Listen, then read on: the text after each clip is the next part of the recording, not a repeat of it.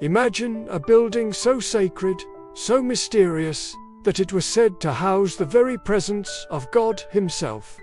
A structure layered in gold, protected by towering walls, and filled with symbolism so deep that even today, scholars, mystics, and secret societies debate its true meaning. This was Solomon's Temple, the first temple of Jerusalem.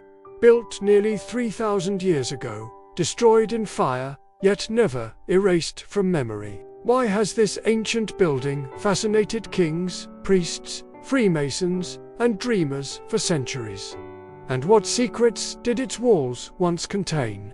Today, we'll take a deep dive into the history, architecture, symbolism, and legacy of Solomon's Temple. By the end, you'll see why this building is more than just stone and timber. It's a riddle that still shapes religion, mysticism, and even politics today. Section 1. The World of Solomon. Let's set the stage. We're in the 10th century BCE. Israel is at the height of its power. King David, the warrior poet, has unified the tribes and established Jerusalem as the nation's capital. But it is his son, Solomon, famed for wisdom and wealth, who takes Israel into its golden age. Solomon wanted a permanent home for the Ark of the Covenant, the sacred chest that carried the tablets of the Ten Commandments. Until then, the Ark had lived in a portable tent called the Tabernacle, built during Moses' time. But for Solomon, a tent wasn't enough. He envisioned a grand temple, a permanent dwelling where heaven and earth could meet. A place that would not only honor Israel's God, but also demonstrate the strength and sophistication of his kingdom. And so, construction began. Section 2. The Grand Construction. According to the Bible, it took 7 years to build Solomon's Temple. 7, a number rich with symbolism, representing divine completion. The resources were staggering. The finest cedar wood from Lebanon, shipped across the Mediterranean. Huge blocks of limestone, quarried and carved so precisely that the temple could be assembled in silence, without the sound of hammer or chisel inside its walls. Tens of thousands of workers, craftsmen, and laborers were employed. Solomon even struck alliances with neighboring kingdoms to supply materials. The result? One of the most magnificent structures of the ancient world. Section 3. The Temple Design. Let's walk inside. The temple itself wasn't enormous by modern standards. Roughly 90 feet long, 30 feet wide, and 45 feet high. But every detail carried meaning. First came the outer court, open to the people. This was the gathering place, filled with massive bronze pillars named Yakin and Boaz, symbols of strength and stability. Then, the holy place, reserved for priests. Here stood the golden lampstands, the table of showbread, and the altar of incense, all rich with symbolic meaning. Light, sustenance, and prayer, rising like smoke toward heaven. And finally, at the very heart, the most mysterious room of all, the Holy of Holies. A perfect cube, overlaid entirely with gold, guarded by 2 giant cherubim with wings outstretched.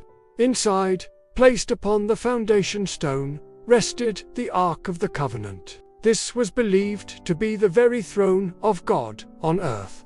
Only the high priest could enter, and only once a year, on the Day of Atonement.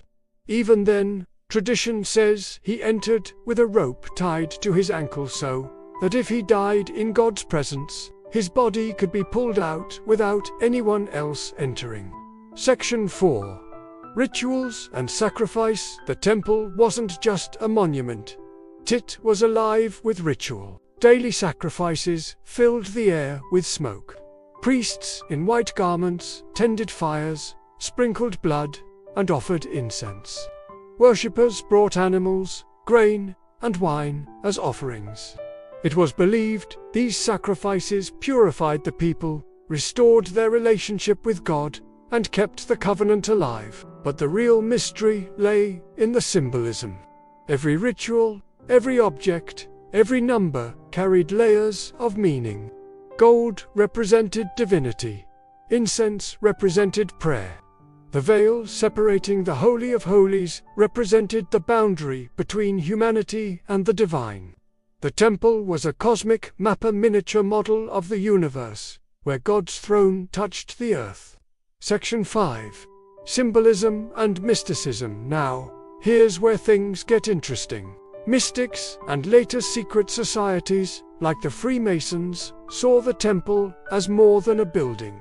To them, it was a blueprint of spiritual transformation. Think about it. You move from the outer court, where all are welcome, into the holy place. And finally, into the Holy of Holies, an inward journey, just like the soul's path to enlightenment. The two pillars, Yakin and Boaz, became symbols of balance, light and dark, mercy and justice, male and female. The Holy of Holies, a perfect cube, symbolized perfection, eternity, and divine union. In mystical traditions, the temple is not just in Jerusalem, is within us. The journey through its courts is the journey of self-realization. Section 6. The fall of the temple, but history is never kind to monuments of power. In 586 BCE, the Babylonian king Nebuchadnezzar invaded Jerusalem. The city was burned, its people taken into exile, and Solomon's temple destroyed. The Ark of the Covenant vanished from history, some say hidden, others say captured. Still, others believe it remains buried beneath the Temple Mount to this day. Though the temple was later rebuilt, the Second Temple never matched the glory of Solomon's original, and when Rome destroyed that temple in 70 CE, the dream of Solomon's temple lived only in memory, texts, and hope. Section 7. Legacy and influence. Yet the temple's impact never died. For Jews, it became the symbol of God's dwelling and a focus of prayer. To Christians, it foreshadowed Christ as the new temple. To Muslims, the Temple Mount became one of the holiest sites, connected to the Prophet's night journey. And in the world of mysticism, the temple became an allegory used by the Kabbalists, the Freemasons, and countless seekers who saw in its design a map of the cosmos and the human soul. Even today, archaeology continues to dig for traces of it, and politics continues to fight over the land where it once stood. The Temple of Solomon is gone, yet it still shapes faith, identity, and imagination. So, what do we make of this temple that no longer stands? Perhaps its true legacy isn't in stones or gold, but in what it represents, the longing of humanity to connect with something greater, the eternal search for the divine.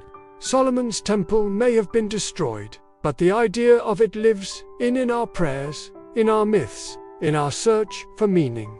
And maybe, just maybe, the real temple has always been within us.